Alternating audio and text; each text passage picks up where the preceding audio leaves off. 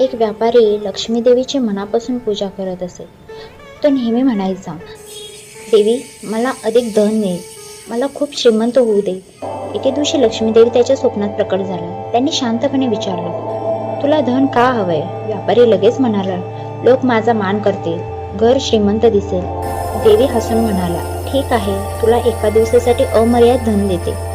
व्यापारी श्रीमंत झाला, पण संध्याकाळी त्याला जाणवलं, घरात शांतता नाही, लोक फक्त स्वार्थासाठी येत आहेत. रात्र पडली, देवी पुन्हा प्रकट झाला. त्यांनी विचारलं, आज तुला काय मिळालं? व्यापारी डोळे पाणावून म्हणाला, धन मिळालं पण आनंद नाही, लोकांचा आदर नाही, फक्त स्वार्थ दिसला. देवी म्हणाल्या, खरी श्रीमंती फक्त पैशात नसते, जिथे प्रेम, मेहनत आणि समाधान असतं ते घरच खऱ्या अर्थाने समृद्ध होतं. व्यापारी नम्र होऊन म्हणाला, देवी आता मला धन नको, फक्त तुमचा आशीर्वाद हवा.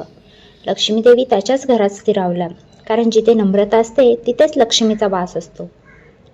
तात्पर्य, खरी लक्ष्मी म्हणजे पैसा नाही, शांती, प्रेम, नम्रता आणि योग्य मेहनत ही सर्वात मोठी संपत्ती आहे. अशाच छान छान गोष्टींसाठी चॅनलला नक्की लाईक, शेअर आणि सबस्क्राईब करा. धन्यवाद.